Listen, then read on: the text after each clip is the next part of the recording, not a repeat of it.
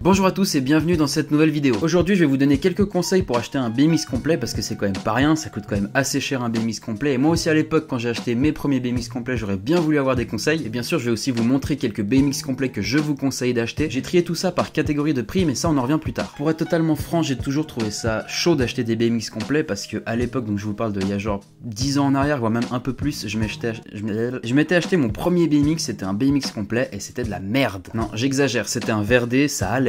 Et après je me suis acheté plus tard un Norco et ça c'était vraiment de la merde. Pour vous dire, le cadre c'est tordu, j'ai rien fait de ouf hein, mais le cadre du BMX était tordu donc imaginez-vous un peu le truc. Mais il faut avouer qu'aujourd'hui il y a des marques de malades qui font des BMX complets, il y a Subrosa, il y a We The People, il y a Cult, il y a plein de marques qui font des BMX complets et du coup j'ai décidé de me pencher sur la question. Déjà avant de choisir un BMX complet je vous conseille de vraiment réfléchir à vos besoins. Moi je prends l'exemple de mon deuxième BMX que j'ai acheté, c'était un Norco, je l'ai acheté sur un coup de tête. J'avais fait une pause de BMX, je suis rentré dans un magasin, j'ai vu le BMX, j'ai dit je vais acheter celui-là. Alors dans mon cas c'est pas grave parce que j'ai jamais arrêté le BMX, mais c'est peut-être pas votre cas. Il y a plein de questions que vous devez vous poser. Est-ce que vous comptez en faire beaucoup?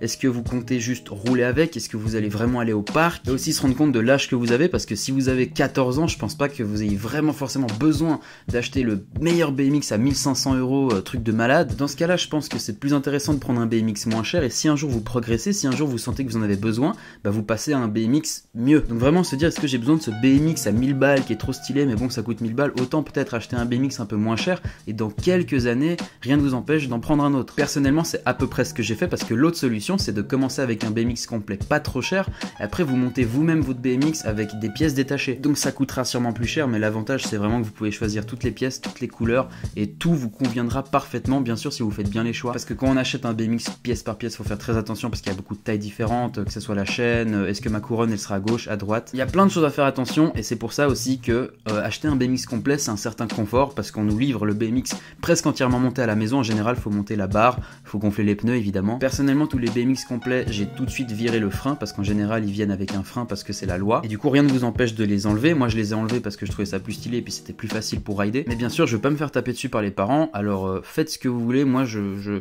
préfère pas vous dire de les enlever, c'est vous qui voyez. Maintenant je suis allé regarder sur deux gros sites de BMX, il y a BMX Avenue et Unleaded, c'est deux sites où j'ai déjà commandé pas mal de pièces donc je leur fais totalement confiance. Avant d'aller checker les liens dans la description, écoutez juste ce que j'ai à vous dire parce que j'ai tout trié par plusieurs catégories et c'est important de savoir comment j'ai fait ce tri. Comme je vous disais tout à l'heure, j'ai tout trié par catégorie, donc j'ai trié par niveau de la personne qui va faire du BMX et par prix et je me suis limité à 2 BMX par catégorie parce que sinon ça fait beaucoup trop et il faut savoir qu'il y a des modèles qui existent, c'est le même mais il y a plusieurs couleurs différentes. Donc pensez bien quand vous allez checker les liens que je vais vous donner à regarder les autres couleurs parce qu'on n'a pas forcément les mêmes goûts. Moi j'ai mis des trucs qui me plaisaient mais peut-être que vous allez préférer d'autres couleurs. Donc avant d'aller checker les liens qui sont dans la description, je vous demande juste de rester 2 minutes, je vais vous expliquer rapidement comment j'ai rangé tout ça. La première catégorie c'est les BMX à moins de 300 €. Donc ça pour moi c'est vraiment pour les débutants qui vont rouler occasionnellement en BMX et qui vont pas forcément s'essayer à de gros modules. Et honnêtement trouver des BMX complets à moins de 300 € c'est pas facile et du coup les deux liens que je vous ai mis c'est franchement des trucs déjà pas mal. La deuxième catégorie c'est les BMX entre 300 et 400 € et cette catégorie elle vise les débutants qui sont plus ou moins motivés. Donc c'est assez vague comme ça mais pour moi voilà c'est un débutant qui va pas faire du jour au lendemain ouais non j'arrête, c'est quelqu'un qui va quand même aller au parc, qui va quand même